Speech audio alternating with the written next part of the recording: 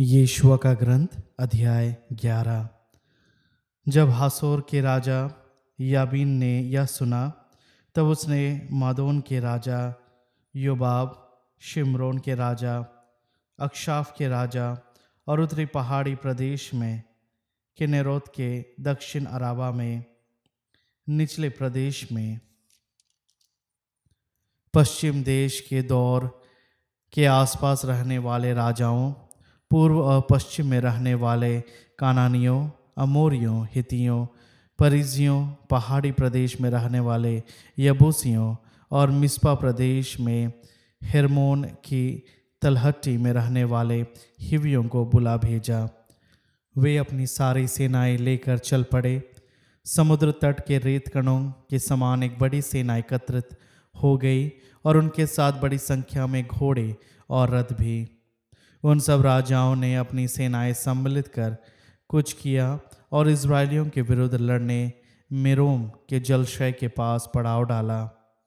प्रभु ने यीशुआ से कहा, उनसे नहीं डरो, मैं कल इस समय तक उन सबों को इज़राइलियों के हवाले करूँगा और वे मारे जाएंगे।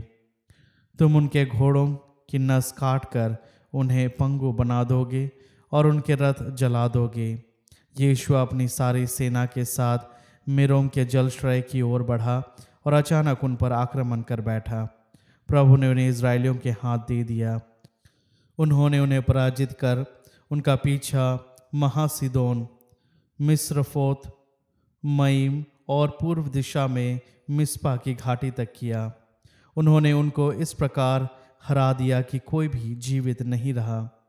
प्रभु ने यीशुआ को जैसी आज्ञा दी थी, उसने वैसा ही किया। उसने उनके घोड़ों को पंगु कर दिया और उनके रथ जला डाले। तब यीशुआ पीछे मुड़ा और उसने हसोर को अधिकार में कर लिया। उसने उसके राजा को तलवार से मार डाला। पहले हसोर उन सब राज्यों का केंद्र था। उन्होंने वहां रहने वाले सब प्राणियों का संहार किया और उन्हें तलवार के घाट उतार दिया। कोई भी प्राणी शेष न रहा। बाद में उसने हसोर को जलाकर भस्म कर दिया। यीशुआ ने उन राजाओं के सब नगरों और उनके सारे राजाओं को अपने अधीन कर लिया, और जैसी प्रभु के सेवक मूसा की आज्ञा थी, उसने सबों को तलवार के घाट उतारा और उन नगरों का पूरा संहार किया। हसोर के अतिरिक्त, जिसे यीशुआ ने जलाया था, इज़राइल ने टीलों पर बसे हुए अन्य नगरों में से किसी को नहीं जलाया। इज़राइलियों ने उन नगरों का सारा माल और उनके पशु लूट लिए और सब निवासियों को तलवार के घाट उतारा। उन्होंने किसी भी प्राणी को जीवित नहीं छोड़ा। प्रभु ने अपने सेवक मूसा को जैसा आदेश दिया था, मूसा ने यीशुआ को वैसा ही आदेश दिया और यीशुआ ने उसका पालन किया।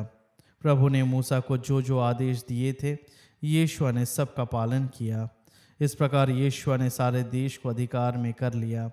पहाड़ी प्रांत, सारा नेगेब, गेशोन का सारा प्रांत, निचला प्रदेश, अराबा, इज़राइल का पहाड़ी भाग और उसके ढलाने, शेर की चढ़ाई की और के हलाक पर्वत से लेकर हेर्मोन पर्वत श्रेणी की तलहटी पर, लेबनोन की तराई में स्थित बालगाद तक। उसने उसके सब राजाओं को बंदी बनवाकर उनका वध किया। इन सब राजाओं से यीशुआ को बहुत समय तक युद्ध करना पड़ा। गिबोन में रहने वाले हिवियों के अतिरिक्त और कोई नगर ऐसा नहीं था जिसने इज़राइलियों के साथ संधि की हो। उन्होंने सब से युद्ध कर उनको पराजित किया, क्योंकि प्रभु ने उनके हृदय को कठोर बना दिया था, जिससे वे इज़राइलियों के विरुद्ध लड़ें और उनका दया किए बिना पूर्ण रूप से संहार कर दिया जाए, जैसा प्रभु ने मूसा को आदेश दिया था। उस समय यीशुआ ने प्रस्थान किया और पहाड़ी प्रदेश हेब्रोन, दबीर, अनाब तथा यूदा के सारे पहाड़ी प्रांत में और इज़राइल के सारे पहाड़ी प्रांत में अनाकियों का विनाश किया। यीशुआ ने उनका और उनके नगरों का संहार किया। इज़राइली प्रदेश में कोई अनाकी जीवित नहीं रहा, केवल गाज़ा, गत और अशदोद में उनमें से कुछ जीवित रह गए। प्रभु ने मूसा को जैसा आदेश दिया था, उसके अनुसार यीशुआ ने सारा देश अधिकार में कर लिया और उसे विभाजित कर इज़राइली वंशों को विरासत के रूप में दे दिया। इसके बाद युद्ध समाप्त हुआ और देश को शांति मिली। अध्याय 12। इज़राइलियों ने यरदन के पूर्व में अरनोन नदी से लेकर हेर्मोन पर्वत तक का प्रांत और अराबा के पूर्व का पूरा प्रदेश अधिकार में कर लिया। उनके राजाओं के नाम इस प्रकार हैं। अमोरियों का राजा सिहोन, जो हेशबोन में निवास करता था, वह अरनोन की घाटी के किनारे पर स्थित अरोएर से और घाटी के मध्य रेखा से अमोरियों की सीमा यबोक नदी तक अर्थात आधे गिलाद पर राज्य करता था। वह यरदन की घाटी के पूर्व में किनेरोत के समुद्र से अराबा के समुद्र अर्थात मृत सागर तक, पूर्व की ओर बेत यशीमोत और दक्षिण की ओर पिस्गा पर्वत की ढलान तक राज्य करता था। फिर अश्तरोत और एद्रोई में निवास करने वाला बाशान का राजा ओग, जो रफाइयों का अंतिम वंशज था, वह हेर्मोन पर्वत, सल्का, गशूरियों और मकातियों की सीमा तक सारे बाशान पर और हेशबोन के राजा सीहोन के देश की सीमा तक गिलआद के आधे भाग पर राज्य करता था। प्रभु के सेवक मूसा ने इज़राइलियों के साथ उन्हें पराजित किया था। तब प्रभु के सेवक मूसा ने उनका देश रूबेन और गाद के वंशजों को और मनासे के आधे वंश को विरासत के रूप में दिया था। पश्चिम दिशा में यरदन के इस पार लेबनोन की तराई से लेकर शेर की चढ़ाई की ओर हलाक पर्वत तक यीशु और इज़राइलियों ने निम्नलिखित राजाओं को पराजित किया और यीशुआ ने उनका देश विरासत के रूप में इज़राइली वंशों को दे दिया। पहाड़ी प्रांत, निचला प्रदेश, अराबा, पहाड़ की ढलानें, हितियों, अमोरियों, कानानियों, परिजियों, हिवियों और यबूसियों के देश, यरीहो का राजा, बेतेल के पास स्थित अय का राजा, यरूशलेम का राजा, हेब्रोन का राजा, यमुर्त का राजा, लकीश का राजा, एग्लोन का राजा, गेशेर का राजा, दबीर का राजा, गिदेर का राजा, होरमा का राजा, अराद का राजा, लिब्ना का राजा, अदुलाम का राजा, मकेदा का राजा, बेतेल का राजा, तपुआ का राजा, हेफेर का राजा, अफेक का राजा, लशरोन का राजा, मदोन का राजा, हशोर का राजा, शिमरोन मरोन का राजा, अक्षाफ का राजा, तनाक का राजा, मिग्दो का राजा, कादेश का राजा, करमेल का स्थित योकानाम का राजा, नफात दोर में स्थित दोर का राजा, गलीलिया के गोयीम का राजा और तीसरा का राजा, कुल मिलाकर 31 राजा। अध्याय 13। काना देश का विभाजन। जब यीशु वृद्ध हो गया और उसकी अवस्था बहुत अधिक हो गई, तो प्रभु ने उससे कहा, तुम्हारी अवस्था बहुत अधिक हो गई है और देश के अनेक बड़े भाग अब तक तुम्हारे अधिकार में नहीं आए। वे इस प्रकार हैं: फिलिस्तियों के सब प्रदेश, गशूरियों का सारा देश, मिस्र के पूर्व शिहोर से लेकर उत्तर दिशा के एक्रोन की सीमा तक, जो कानानी देश समझा जाता है। इसमें फिलिस्तियों के 5 शासक हैं: गाज़ा, अश्दोद, अश्कलोन, गत और इक्रोन के। अवियों के प्रांत, दक्षिण में कानानियों का संपूर्ण प्रदेश, सिदोनियों की गुफा से लेकर अफेक तक अमोरियों का प्रदेश, फिर गिबलियों का देश और सारा लेबनोन, पूर्व में होर्मोन की तलहटी पर स्थित बालगाद से लेकर उस स्थान तक जहाँ से हमात का मार्ग शुरू होता है। लेबनोन के पहाड़ी प्रांत से मिस्रफ्रोत मईम तक के सब निवासियों को अर्थात सब सिदोनियों को मैं स्वयं इज़राइल के लोगों के सामने से भगा दूंगा। मैंने तुमको जैसा आदेश दिया है, तुम वैसा ही चिट्ठी डालकर उसे इज़राइलियों को विरासत के रूप में दोगे और उसे 9 वंशों और मनासे के आधे वंश में विरासत के रूप में बांट दोगे। मनासे के आधे वंश रूबेन और गाद के वंशों ने अपना दय भाग प्राप्त किया था, जिसे मूसा ने उन्हें यार्दन के पूर्व में दिया था, अर्थात अर्नोन की घाटी के किनारे पर स्थित अरोएर से और घाटी के बीच के नगर से दिबोन तक, मेदेबा की सारी पठार भूमि और अमोनियों की सीमा तक, हेशबोन में निवास करने वालों अमोरियों के राजा सिहोन का सब नगर, फिर गिलाद और गशूरियों तथा मकातियों का प्रांत, सारी हेर्मोन पर्वत श्रेणी और सल्का तक का सारा बशान, अर्थात बशान में ओग का सारा राज्य। ओग अश्तारोत और एद्री में निवास करता था और रफ़ाइयों का अंतिम वंशज था। मूसा ने उनको पराजित कर भगा दिया था, परंतु इज़राइली ना तो गशूरियों को भगा पाए थे और न मकातियों को। इसलिए गशूरी और मकाती अपने अपने निवास स्थानों में आज तक इज़राइलियों के बीच रहते हैं। केवल लेवी वंश को दय भाग नहीं मिला था। प्रभु इज़राइल के ईश्वर को अर्पित होम बलियों ही उसे दय भाग में मिली थी, जैसा कि उसने उससे कहा था।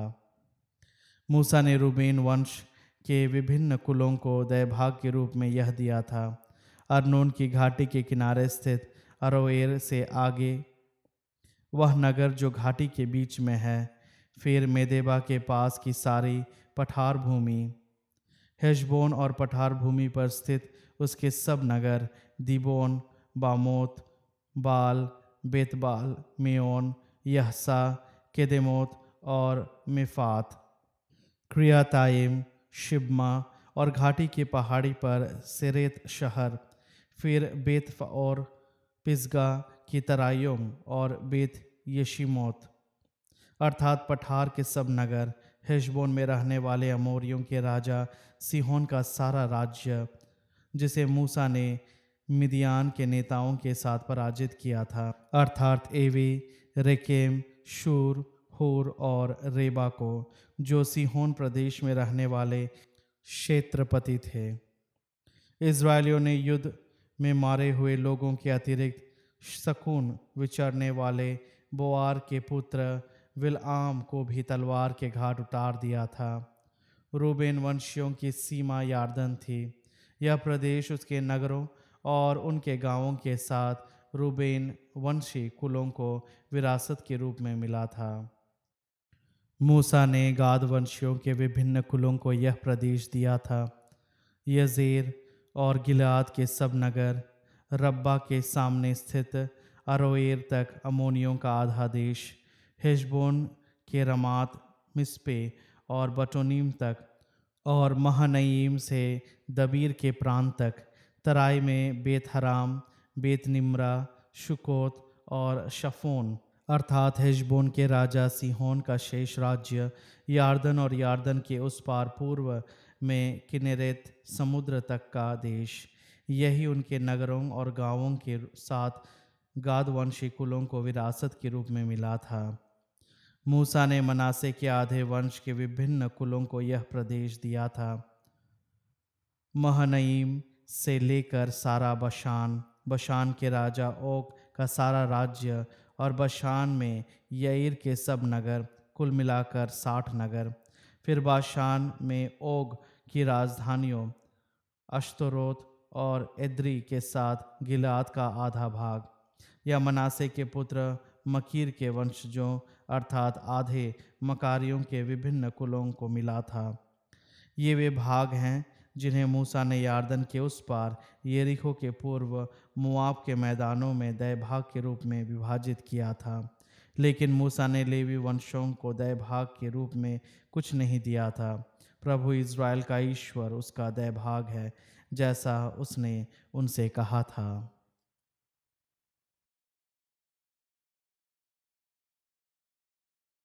स्तोत्र ग्रंथ अध्याय 109। ईश्वर, मैं तेरी स्तुति करता हूँ, मौन न रह, क्योंकि दुष्ट और कपटी लोग मेरे विरुद्ध बोले।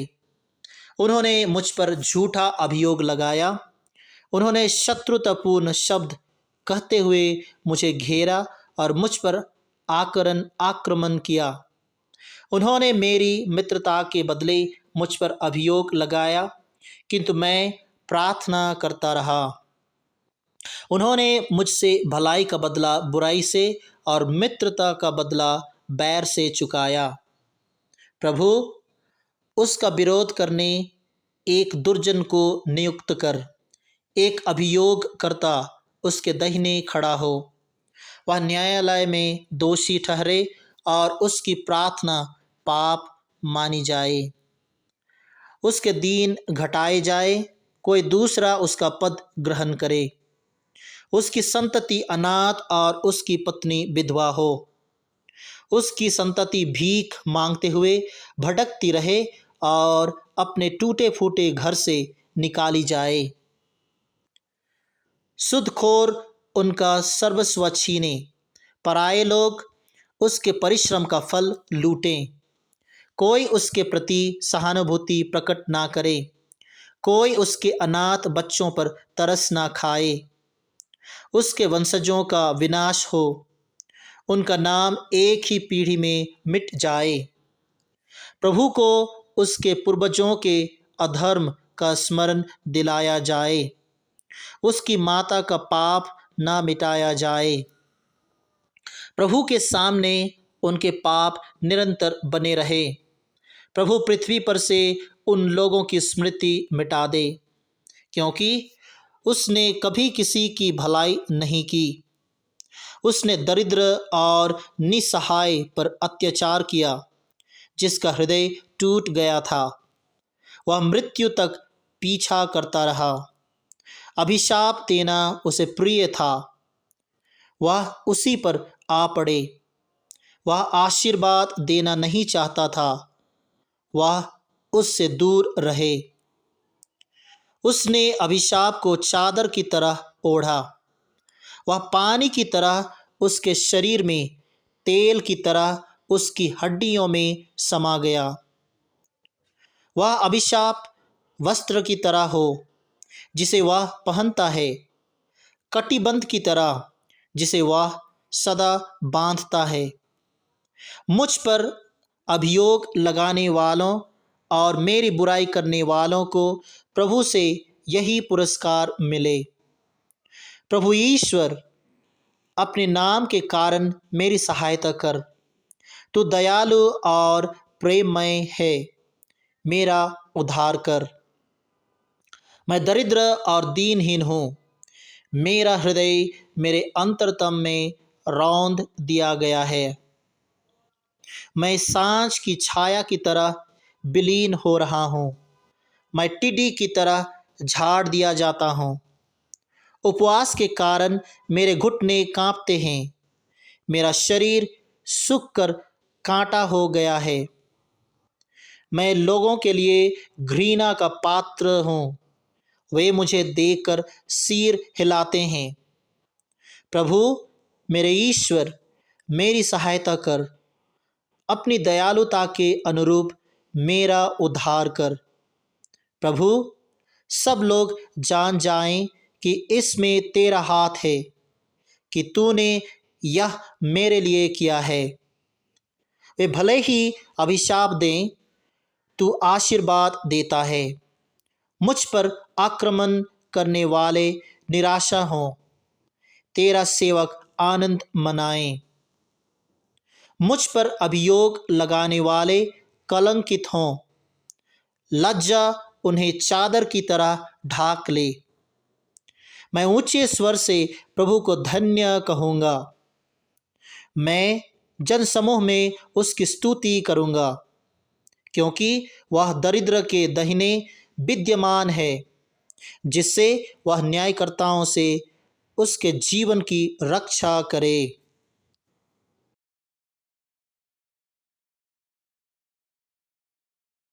थेसलोनिकियों के नाम संत पौलुस का दूसरा पत्र, अध्याय 3। भाइयों, अंत में यह आप हमारे लिए प्रार्थना करें, जिससे प्रभु का वचन आप लोगों के यहाँ की तरह शीघ्र ही फैल जाए तथा समृद्ध हो, और यह भी कि टेढ़े तथा दुष्ट लोग हमारे कार्य में बाधा ना डालें, क्योंकि सबको विश्वास का वरदान नहीं दिया जाता है, परंतु प्रभु सत्य प्रतिज्ञा है, वह आप लोगों को सुदृढ़ बनाए रखेंगे और बुराई से आपकी रक्षा करेंगे। हमको प्रभु में आप लोगों पर पूरा भरोसा है कि आप हमारी आज्ञाओं का पालन कर रहे हैं और करते रहेंगे। प्रभु आपके हृदयों को ईश्वर के प्रेम तथा मसीह के धैर्य की ओर अभिमुख करें। अपनी कमाई की रोटी खाएं। भाइयों, हम आपको प्रभु यीशु मसीह के नाम पर आदेश देते हैं कि आप उन भाइयों से अलगा रहें जो काम नहीं करते और उस परंपरा के अनुसार नहीं चलते जो आप लोगों को मुझसे प्राप्त हुई। आप लोगों को मेरा अनुकरण करना चाहिए। आप यह स्वयं जानते हैं, आपके बीच रहते समय हम अकर्मण्य नहीं थे। हमने किसी के यहाँ मुफ्त में रोटी नहीं खाई, बल्कि हम बड़े परिश्रम से दिन रात काम करते रहे, जिससे आप लोगों में किसी के लिए भी भार ना बने।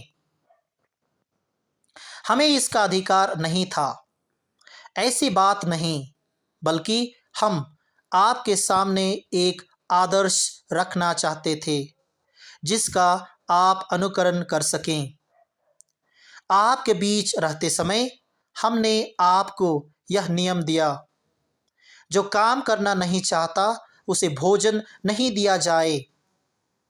अब हमारे सुनने में आता है कि आप में कुछ लोग आलस्य का जीवन बिताते हैं।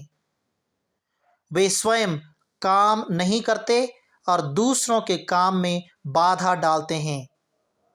हम ऐसे लोगों को प्रभु यीशु मसीह के नाम पर यह आदेश देते हैं और उनसे अनुरोध करते हैं कि वे चुपचाप काम करते रहें और अपनी कमाई की रोटी खाएं। भाइयों, आप लोग भलाई करते हुए हिम्मत ना हारें। यदि कोई इस पत्र में दिए हुए हमारे आदेश का पालन नहीं करे तो उस पर नज़र रखें और उससे संबंध तोड़ लें, जिससे वह अपने आचरण पर लज्जित हों। आप उनके साथ शत्रु जैसा व्यवहार नहीं करें, बल्कि उसे भाई की तरह समझाएं। उपसंहार। शांति का प्रभु स्वयं आप लोगों को हर समय और हर प्रकार शांति प्रदान करता रहे। प्रभु आप सबके साथ हो। मैं पौलुस अपने हाथ से यह नमस्कार लिख देता हूँ।